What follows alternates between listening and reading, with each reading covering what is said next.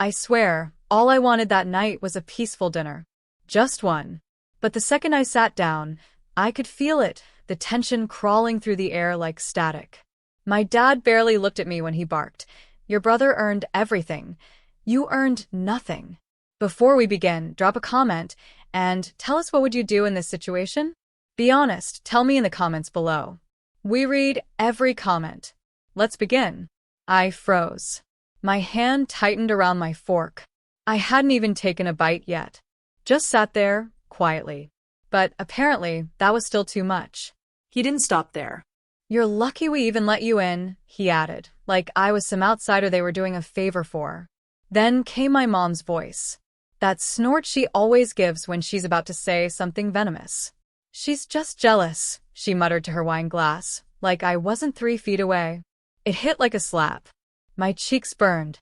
I stared at the table, heart pounding, forcing myself to breathe slowly, like I'd taught myself to do when they cornered me like this.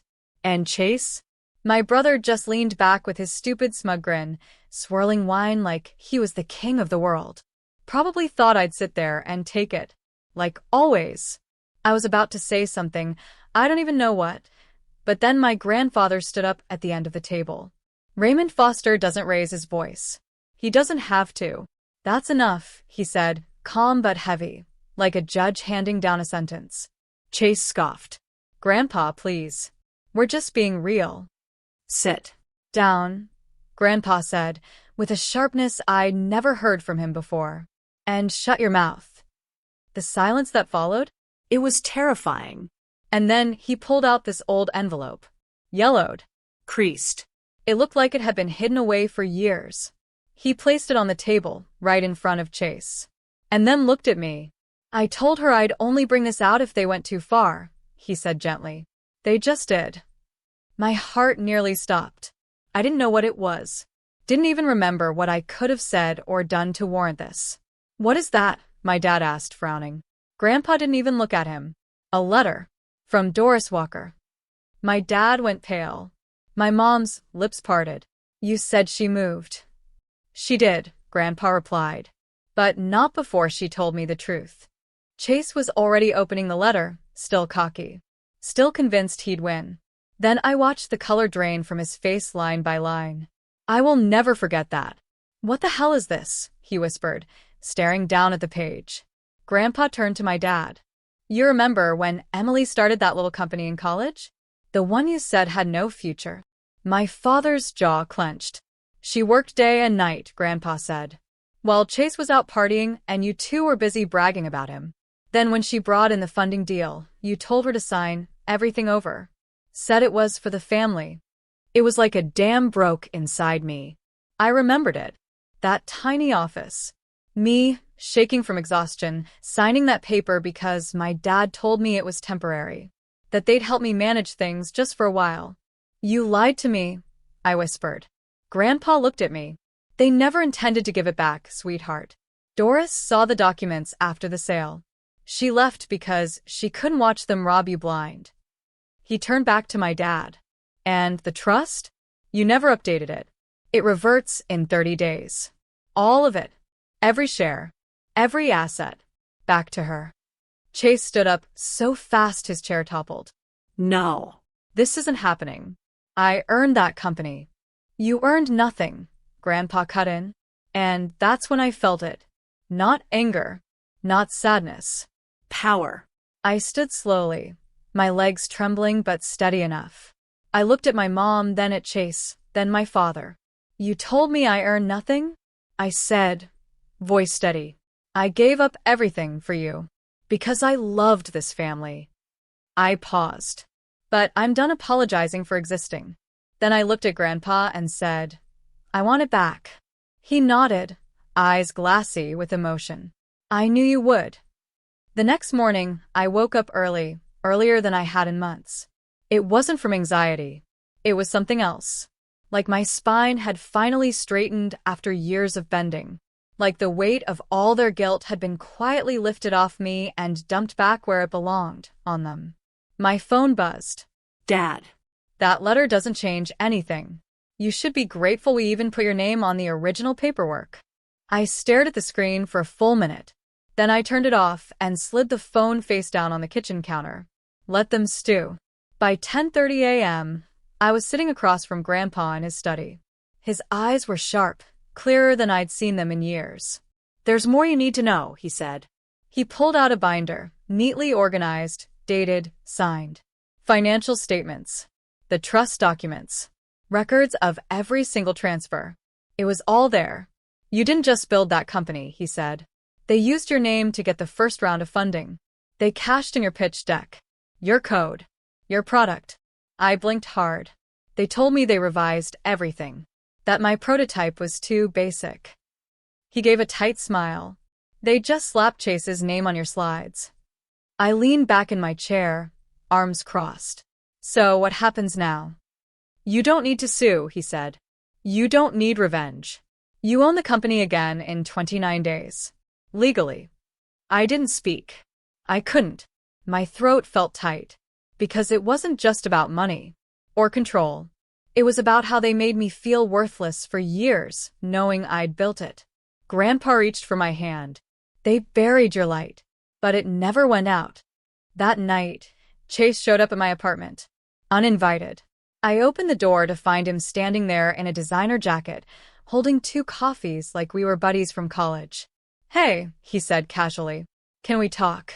I leaned on the frame, not moving. About what? How you stole everything I built and let everyone believe I was just a charity case.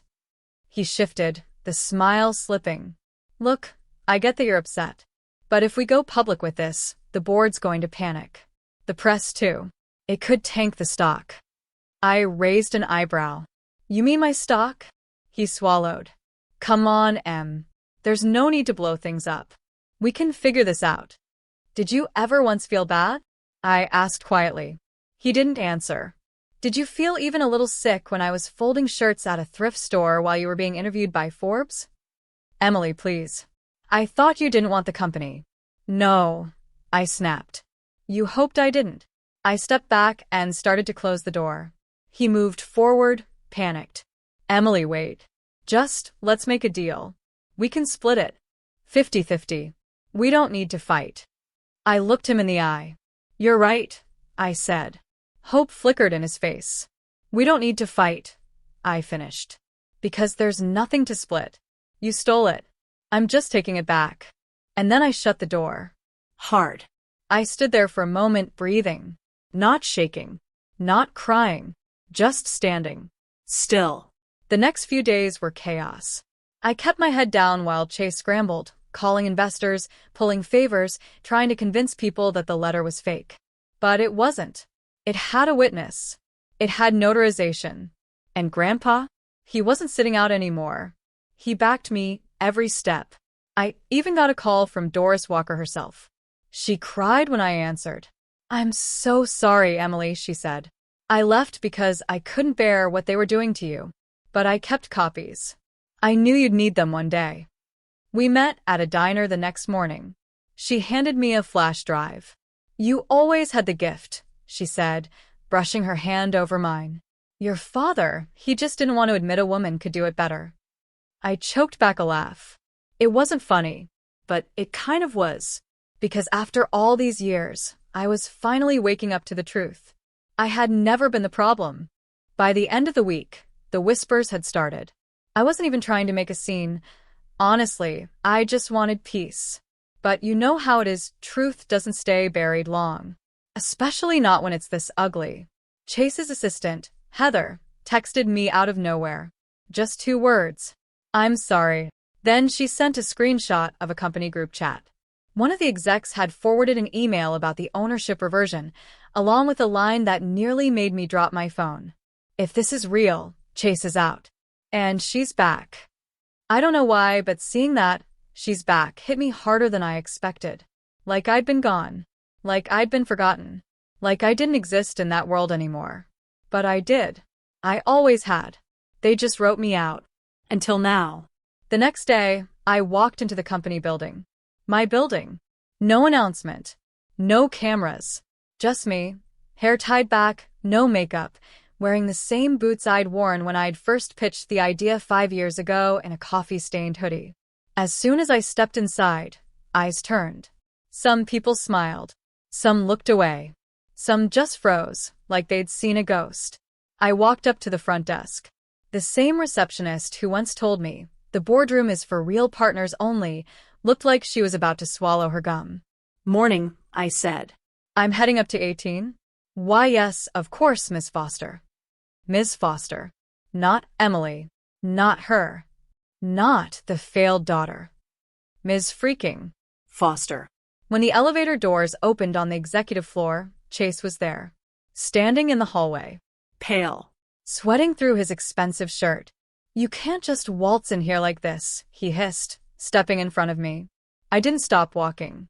He had to step back or get run over. "You're causing a panic," he added. "Good," I said. "Let them panic. I've been panicking for years." The board meeting was already in progress. I didn't knock. I pushed the doors open and walked in like I belonged there, because I did. Every single head turned. Some whispered my name. One guy, Derek something, stood up so fast he nearly knocked over his chair. "Holy sh, Emily Foster?" I gave a little wave. Hi. "I'm here to clear something up." Chase burst in behind me, red-faced. "She's not. She's the rightful majority shareholder." Grandpa's voice boomed from the corner of the room. He stood, arms crossed, beside our corporate attorney. I hadn't seen him there. He gave me a wink. "She owns 54%, the lawyer said calmly, holding up the documents. Reversion clause kicked in 2 days ago. As of now, Emily Foster is the principal owner and CEO of Innovark." Dead silence. Chase turned to the board, desperate. "You can't be serious. She hasn't been in this office in years."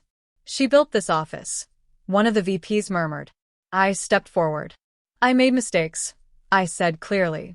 "I walked away when I should have stayed. I trusted people I shouldn't have. But I never stopped believing in what we created. And I'm not here to destroy it. I'm here to fix what was broken, starting with the truth." Someone clapped. Then another. Then the whole room. Chase stood frozen, humiliated. "I'll call a vote," he said through clenched teeth. The board chair looked at him and said flatly, "No need. We already did." I took a breath, looked around. For the first time in years, I wasn't surviving. I was standing. "I'll be back on Monday," I said. "There's a lot of work to do." And then I walked out. As the elevator closed behind me, I didn't cry, but I did smile, because for the first time, the future felt like mine again. That night, I didn't sleep. Not because I was anxious, because I couldn't stop replaying it. The elevator ride. The stunned faces. Chase, red with rage but powerless. And the applause. They clapped for me. But once the high wore off, the ache came back. Not because of what I'd done, but because of who wasn't proud. My mother didn't call. My father didn't text. Not even a fake "we're happy for you." I wasn't surprised. But it still stung. The next day, I drove out to the old family house. I hadn't been back since the night they tore me down at the dinner table. I didn't go inside. I parked across the street. The curtains were drawn. The blinds closed. But I could feel them in there. Probably still talking about how ungrateful I was. Probably rewriting the story in their heads again. I wasn't there to argue. I was there to let go. So, I pulled out the envelope Grandpa gave me. Inside was a picture, me, age 20, standing in front of the first warehouse we leased for the startup. Smiling. Greasy ponytail. Exhausted, hopeful eyes. I buried it under a tree across from the porch. That was the version of me they never saw. They never wanted to. Let them sit in their silence. I wasn't asking for permission anymore. The company welcomed me back louder than I expected. The moment I walked in on Monday morning, there were flowers on my desk. A card, unsigned, just said, "Welcome home, boss." It was surreal. But I didn't waste time soaking it in. I dove in. Day 1, I fired Chase's cronies, quietly, legally, cleanly. No drama. Day 2, I launched a staff-wide audit of every financial decision made in the past 3 years. Day 3, I made my first boardroom address.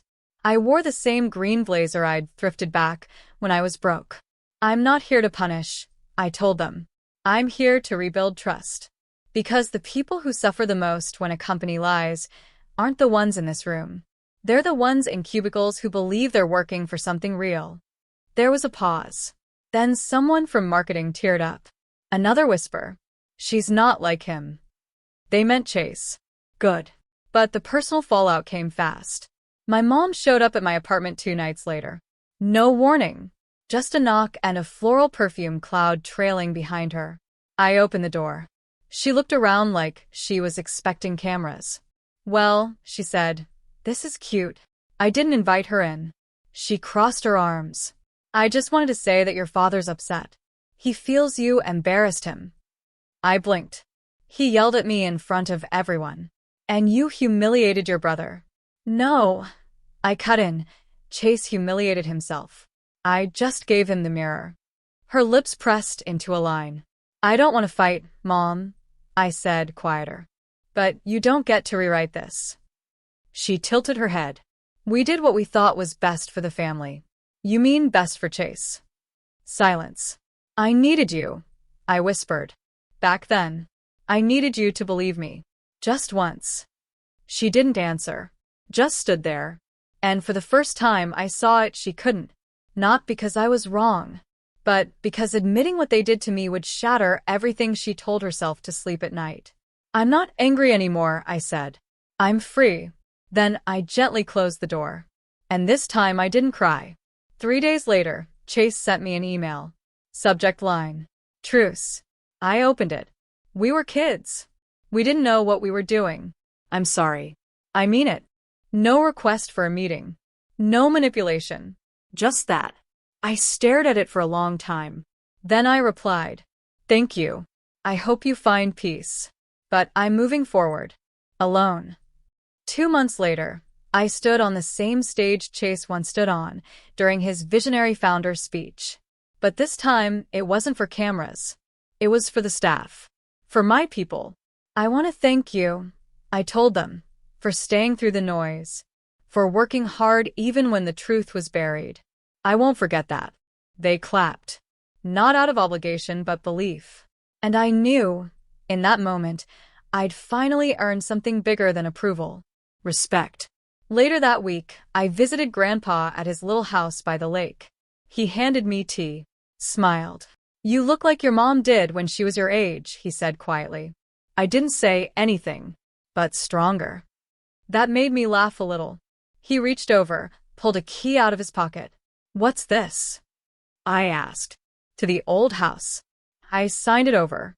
You don't have to live there, but it's yours now. Your legacy should never be tied to shame. I blinked fast. Thank you.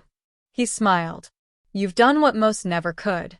Not just reclaimed what was stolen, but held on to your heart in the process. I didn't go back to the house. Not to stay. But I visited once alone. Walked through the dusty rooms. Stood in the hallway where my dad once shouted I was worthless. Then I whispered, not anymore. I turned off the lights, closed the door, and walked out into a future that finally belonged to me. No apology.